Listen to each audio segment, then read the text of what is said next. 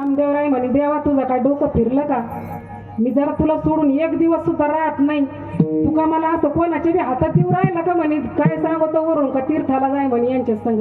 मी पंढरपूर सोडून दुसरा तीर्थ मानित नाही. तुझ्यासारखा देव सोडून मी दुसरा देव मानित नाही म्हणे. मी यांच्या संग जायला मोकळा नाही म्हणे देव. मग त्यावेळेस भगवंत नामदेवरायांना समजून सांगत येतं तर नामा मी असा तसा तुला कोणाच्या पण हातात नाही देऊ राहिलो बरं का. तुला मागण्यासाठी जे माझ्याकडे महात्मे आलेत ना ते कोणाचा अवतार येत? कोणाचा अवतार येत?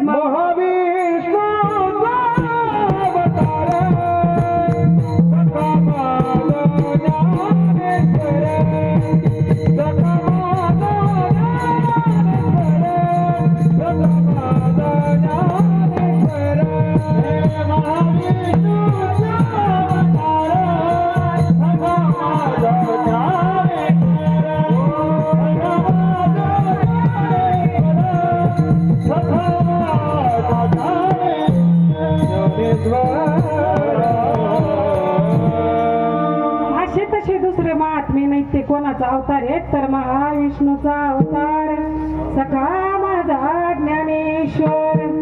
मग असं सांगितल्याच्या नंतर नामदेवराय जड अंतकरणाने तयार झाले भगवंता संग जायसाठी. मग त्यावेळेस नामदेवराय देवाला म्हणले देवा तीर्थयात्रेला मी यांच्या संग जाईन. हे काय करते वाटाने? कोणत्या देवाचं मंदिर दिसलं का लगेच पाय पडते लगेच हात जोडते. पण मी यांच्या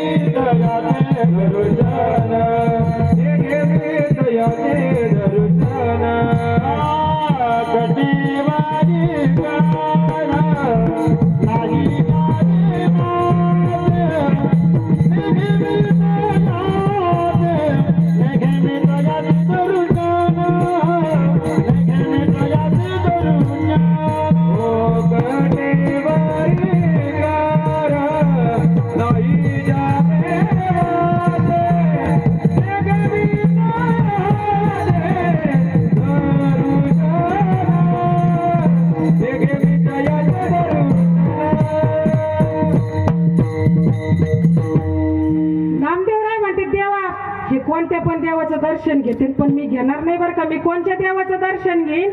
आता महाराजांनी प्रमाण दिलं कटेवरी कर नाही ज्या देवाचे ने घे मी दर्शन तयाचे. मी फक्त कोणत्या देवाचं दर्शन घेईन तर ज्याचे कटेवर हात आहेत बरं का. बरं देव म्हणले चालन तुझे म्हणशील ते नाम आपण तू यांच्या बरोबर जाय म्हणे. आणि मग त्यावेळेस जड अंतकरणाने नामदेवराय भगवंत माऊली बरोबर निघले बरं का. पण जितकी सवय नामदेवरायांना देवाची झालेली होती ना तेवढीच सवय देवाला सुद्धा नामदेवरायांची झालेली होती. देवाचं सुद्धा अंतकरण भरून आलं. कारण एक दिवस सुद्धा हा नाम मला सोडून राहिलेला नाही. आता कसं होईल म्हणले चाललाय खरं. मग त्यावेळेस भगवंत माऊलीला सांगत येत लढीवाळ माझे बाळ ताने माझं हे बाळ लाडकं आहे बरं का म्हणलेलं आहे. हे एक दिवस मला सोडून राहिलेलं नाही. जसं एखादी बाई आहे बघा खूप दिवसातून तिला आहे ना मुलगा व्हावा. मुलगा झाल्याच्या नंतर किती लाडका तिचा तो किती लाडका असतो. ती त्याच्यासाठी सगळं सर्वस्व द्यायला तयार होती. जे म्हणून ते त्याला ती देत असते. मग त्यावेळेस ती एकदा काय होतं त्या मुलाची आहे ना त्या बाईला तो मुलगा असतो. ती मुलगा सहलीला जायला निघतो बरं का. सहलीला जायला निघतो तर ती काय करते त्या मुलाला घेऊन शाळेत जाते. एसटी पाशी सर लोक उभे असते तर ती काय करते तिच्या मुलाचा हात त्या सरच्या हातात देते आणि म्हणती सर हे माझं बाळ आहे ना एक दिवस सुद्धा मला सोडून राहिलेलं नाही बरं का.